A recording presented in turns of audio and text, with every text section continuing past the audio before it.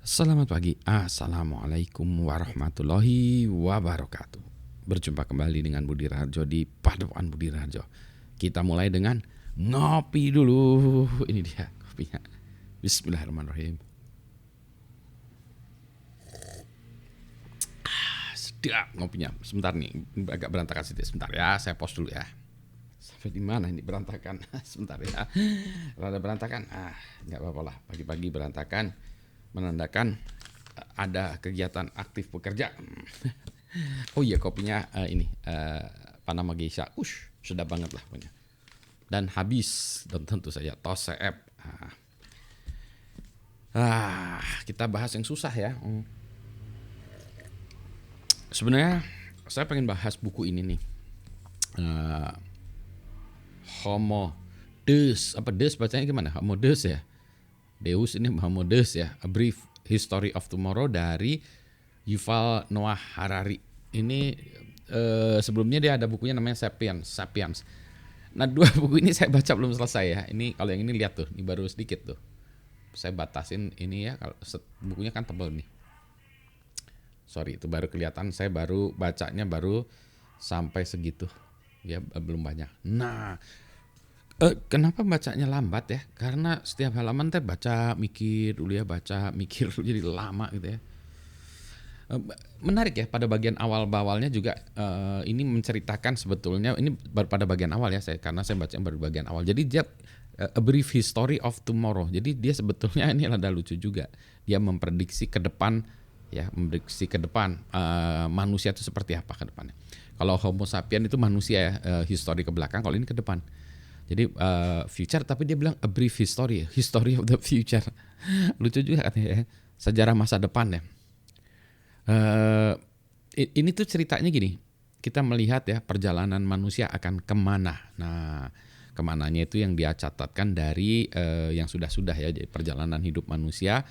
Tapi kita melihat ke depannya. Nah, jadi contohnya gini, war is obsolete. Ya, jadi you are more likely to commit suicide than be killed in a conflict. Ya, jadi ini buku ini bilang gitu ya, war is obsolete. Meskipun sekarang kenyataannya masih ada perang ya, perang antara Rusia dengan Ukraina ya. Tetapi ini kalau ini ditujukan ya, you are more likely to commit suicide than be killed in conflict. Jadi kemungkinan seseorang ini bunuh diri itu lebih tinggi daripada mati di perang ya. Itu terus famine is disappearing. You are more at risk of obesity than starvation. Jadi famine itu kelaparan ya, disappearing. Jadi kelaparan itu nggak ada. Kalau zaman dulu, maksudnya ini apa? Zaman dulu ya, orang mati tuh karena kebanyakan karena macam-macam tuh. Famine ya, kelaparan itu salah satunya. Perang antara ya raja ini. Jadi orang tuh mati karena ya itu tadi ya. Terus death is just a technical problem. Jadi kematian itu hanya masalah teknis saja. Kalau masih teknis ya berarti masih bisa diulik ya. Diulik gitu ya. What does the future hold? Masa depan kayak gimana? Jadi kalau masalah teknis ya masalah teknis diulik aja gitu ya, teknisnya gitu. Jadi tapi dia juga di sini bukan sembarang ngomong ya, tapi dia berdasarkan data misalnya penelitian udah sampai di mana, ini sampai di mana gitu. Sebagai contoh, kemarin ada yang nanya kepada saya pas lagi saya kuliah, Pak, kalau masa depan itu penyakit-penyakit segala macam itu secara teknologi bisa dipecahkan nggak? Nah, kalau menurut buku ini iya, gitu ya. Misalnya kita bisa punya akses kepada nanorobots ya.